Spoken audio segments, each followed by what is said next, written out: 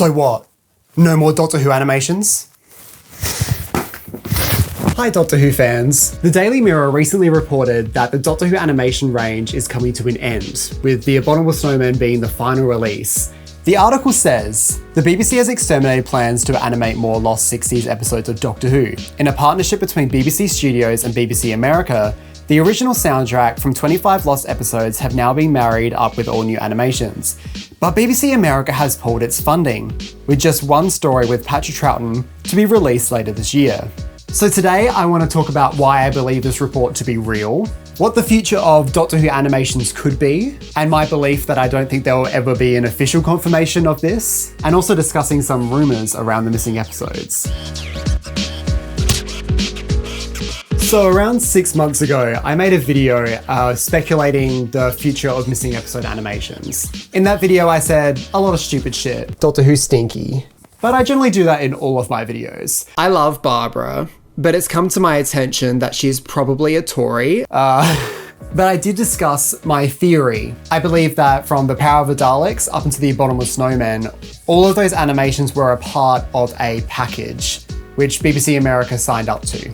And after The Abominable Snowman, it was up to renegotiate and say, hey, do you want to do further funding and let us make more animations? So in the past 6 months, I've heard rumours that BBC Studios have been talking to BBC America, and sadly, it came to a no. They weren't interested. They said, Doctor Who, dunzo, Doctor Who stinky, not interested, not having it, goodbye. So does this mean that we're never going to get another Doctor Who animation? I don't believe that. I don't believe that at all. I think we're going to get them eventually, but it could be in 6 months, it could be in 6 years, who knows? It depends on where that money is coming from. It's been stated a few times that the BBC can't afford to do these on their own. They need an outside funding. So it really depends on who would be interested in replacing BBC America. Is someone actually interested in funding these projects? Are these projects even profitable? And I saw this great tweet by BJ O'Shea who was talking about this on Twitter. Obviously it's a tweet. They said, so wait, they're stopping the animations of lost Doctor Who episodes because they're not profitable enough? It's almost like capitalism as an economic system is woeful at the task of proper cultural preservation. And like one of the many reasons the episodes are missing in the first place is because the BBC had thought they exhausted their ability to sell and profit off the old tapes, especially the black and white tapes. Now we don't know if BBC America said no because of money reasons, if they weren't making enough profit, but they're right to a certain extent. You know, the original tapes were reused over and over again. They were wiped and reused to record new programs because they needed to make space and they couldn't justify the cost of buying new tapes. And then the film recording copies, they would just junk them because they would run out of space and they couldn't sell them internationally because they didn't see there was a profit. Whereas now, they're regretting it because they can't make money off these old Doctor Who episodes. So now they're making the animations, but now the animations aren't profitable enough, so they're going to make them. So there's no cultural preservation whatsoever. And it's so infuriating because it all comes down to money. But I could complain about capitalism and terrible cultural preservation all day, but we're not here to do that, so I'm not going to. I also believe a good reason why this story is true is because Rob Ritchie, who's one of the animators on this range, has made some suggestive tweets to confirm that the range is over too. And when I say the range is over, I mean as we know it now, as the BBC Studios and BBC America partnership. That's gone. The future of these animation projects could be something like the Web of Fear animation, because apparently that was just the BBC Studios and Shapeshifters. BBC America apparently didn't put any money into that. I don't know if that's true. That could be a bold-faced lie, but that's what I've heard. So we could possibly see smaller animations, maybe filling in the 2 episodes of The Underwater Menace, something like that, maybe. But who really knows? And do we really want something that looks like a Web of Fear animation? I don't know. It's a movie about trauma. It's a movie about trauma. The movie is about trauma. People on Twitter have also been talking about the potential of crowdfunding, but apparently it's against the BBC's charter to accept crowdfunding. I don't know why. I'm assuming it's to do with them being a public broadcaster. But either way, when people say that, I don't think people realize how expensive these productions actually are.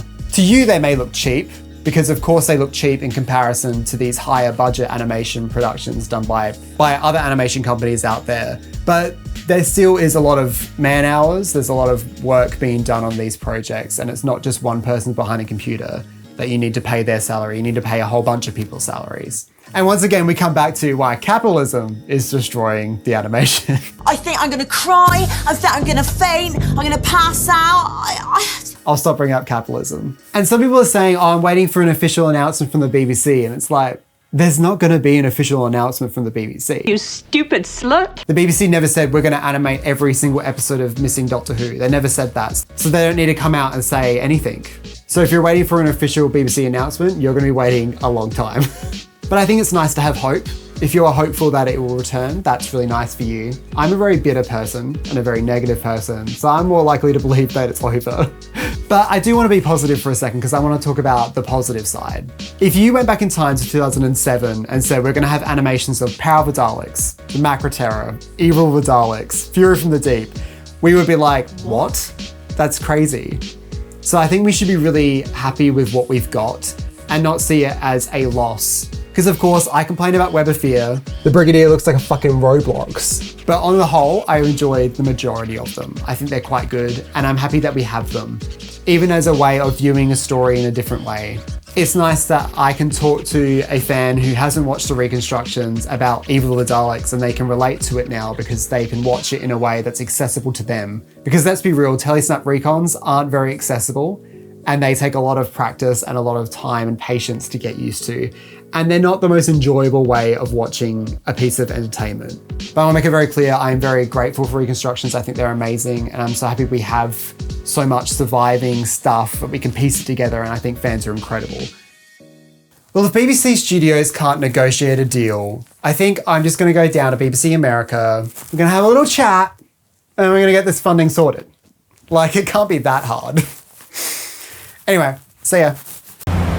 There's not going to be a New Doctor Who animation. you stupid slut.